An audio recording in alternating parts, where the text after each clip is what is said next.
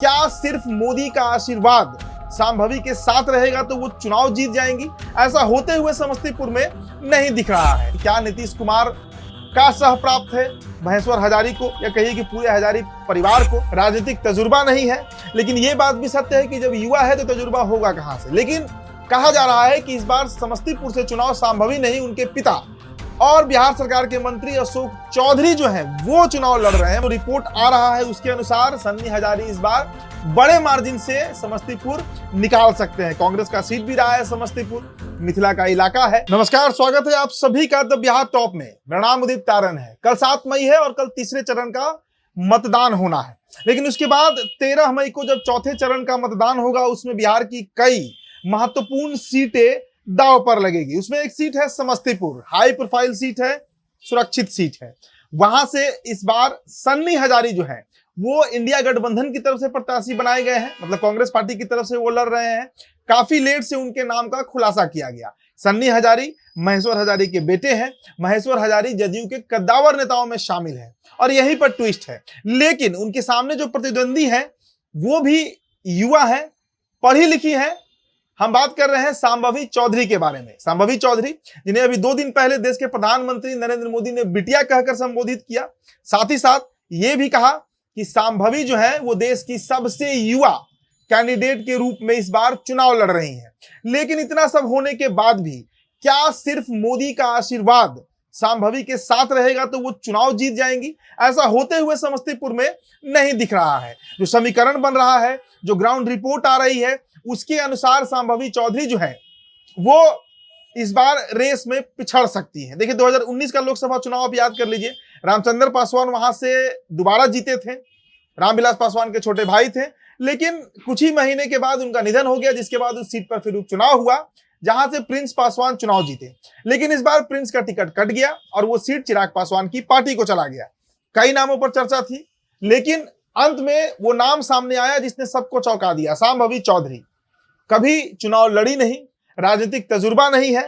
लेकिन ये बात भी सत्य है कि जब युवा है तो तजुर्बा होगा कहां से। लेकिन कहा जा रहा है कि इस बार समस्तीपुर से चुनाव संभवी नहीं, उनके पिता और बिहार सरकार के मंत्री अशोक चौधरी जो हैं वो चुनाव लड़ रहे हैं। मतलब चेहरा संभवी का है, लेकिन पूरा जो काम है वो अशोक चौधरी कर रहे हैं। पूरी दावेदारी उन्होंने संभाल रखी है। देखिए, हम आपको जातीय समीकरण भी समझाएंगे और ये भी समझाएंगे कि क्यों संभवी चौधरी वहां से पिछड़ सकती है। मतलब जो रिपोर्ट आ रहा है उसके अनुसार सन्नी हजारी इस बार बड़े मार्जिन से समस्तीपुर निकाल सकते हैं। कांग्रेस का सीट भी रहा है समस्तीपुर, मिथिला का इलाका है। 6 विधानसभा सीट आती हैं, जिसमें 3 सीटों पर जदयू के विधायक हैं और उसमें 2 ऐसे विधायक हैं जो पूरी तरीके से सन्नी हजारी के साथ हैं। एक तो खुद उनके पिता महेश्वर हजारी जो कल्याणपुर से विधायक हैं। इसके अलावा कुशेश्वर स्थान से 2020 के विधानसभा चुनाव में शशि भूषण हजारी चुनाव जीते थे, जो भाई है महेश्वर हजारी के। लेकिन अब वहां से अमन भूषण हजारी जो शशि भूषण हजारी के बेटे हैं, 2021 में वो चुनाव जीतते हैं। उपचुनाव जब होता है तो ये 2 सीटें ऐसी हैं जो पूरी तरीके से सन्नी हजारी के साथ हैं। मतलब ये 2 विधानसभा क्षेत्र जो है वो उन सन्नी हजारी के पिता और उनके चाचा के पास रहा है लंबे समय से। और कहा जाता है कि इन सीटों पर बड़ी अच्छी पकड़ हजारी परिवार की मानी जाती है। इसके अलावा अब बात करें वारिस नगर की, तो वहां से अशोक कुमार है, वो भी जदयू के ही विधायक हैं। और खबर तो ये भी है कि अशोक कुमार जो है वो भी महेश्वर हजारी के इन्फ्लुएंस में है और पूरी तरीके से सन्नी हजारी के पक्ष में माहौल बनाने में लगे हुए हैं। हालांकि देखिए जदयू के विधायक हैं, कल नीतीश कुमार वहां पहुंचे भी थे और हड़काए भी हैं इस बात को लेकर, क्योंकि महेश्वर हजारी मंच पर नहीं आए जब संभवी का चुनाव प्रचार करने नीतीश पहुंचे थे। भाई आएंगे कैसे, उनके बेटे ही जब उनके सामने चुनाव लड़ रहे हैं। इसके अलावा रोसड़ा से वीरेंद्र कुमार और हाईघाट से रामचंद्र प्रसाद जो है, ये दोनों विधायक बीजेपी के हैं और कहा जा रहा है कि इनका समर्थन संभवी के साथ जा रहा है। समस्तीपुर के विधायक की भी बात कर ले, अख्तरुल इस्लाम शाहीन जो है वो आरजेडी के हैं।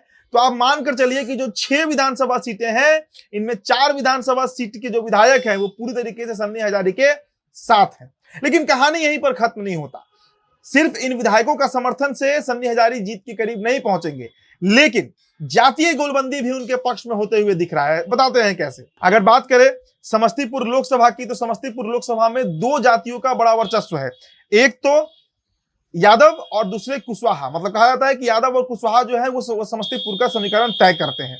इसके अलावा जो अति पिछड़ा वोटर है, जो ईबीसी एक्सट्रीमली बैकवर्ड क्लास, बड़ी संख्या में है और वही वोटर जो है वो सन्नी हजारी के साथ जा सकता है, क्योंकि कहा जा रहा है कि जदयू का जो कैडर वोटर है वो ईबीसी रहा है, अति पिछड़ा रहा है और वो समस्तीपुर में सन्नी हजारे के साथ जा सकता है। देखिए एक और बड़ा सवाल जो जहन में जरूर उठ रहा होगा आप सभी के, कि महेश्वर हजारी हो, अमन भूषण हजारी हो या जदयू के जो विधायक हैं अशोक कुमार, कोई भी हो, आखिर कैसे और क्या बिना नीतीश के समर्थन के, मतलब क्या अगर नीतीश नहीं चाहेंगे या अगर नीतीश का मन नहीं हो तब भी क्या जदयू के जो कार्यकर्ता है, विधायक हैं, वो विद्रोह करके सन्नी हजारे के पक्ष में माहौल बना सकते हैं? ऐसा संभव तो नहीं लगता है। तो क्या अंदर ही अंदर नीतीश कुमार का भी समर्थन सन्नी हजारे को प्राप्त है? यह भी एक बड़ा चर्चा का विषय है। लेकिन कुल मिला जुलाकर जैसा मैंने बताया कि कुशवाहा वोटर है वो भी जेडीयू के हैं और यादव तो है ही आरजेडी के साथ, इसके साथ ही साथ मुस्लिम वोटर भी वहां पर निर्णायक भूमिका में है। और देखिए एक और बड़ी बात आपको बताते हैं, सन्नी हजारे के साथ जो पासवान वोटर है वो इस बार जुड़ रहे हैं। मतलब जो लोजपा का फैक्टर है पासवान वोटर पर जिसकी दावेदारी कही जाती है, वो समस्तीपुर में वो कैडर जो है पासवान का, वो पूरी तरीके से सन्नी हजारे के साथ जाते हुए दिख रहा है। इसके साथ ही साथ जो दास वोट है, जो अनुसूचित जाति में एक जाति है दास का भी करीब 60% वोट, चूंकि बड़ी संख्या में वो वोटर है, वो भी सन्नी हजारे के साथ जाते हुए दिख रहे हैं। ये ग्राउंड रिपोर्ट है, वहां के जो पत्रकार हैं, जो विश्लेषक हैं, उनसे बातचीत करने पर यह बात जो निकलकर सामने आ रही है कि सन्नी हजारे बतौर इंडिया गठबंधन के प्रत्याशी बेहद मजबूत तरीके से वहां से चुनाव लड़ रहे हैं। हालांकि देखिए संभवी का जो नामांकन है वो सब हो चुका है, पिता जो है अशोक चौधरी वो पूरी तरीके से लगे हुए हैं, लेकिन अशोक चौधरी और नीतीश के अनबन की कहानी भी बार बार सामने आती रही है।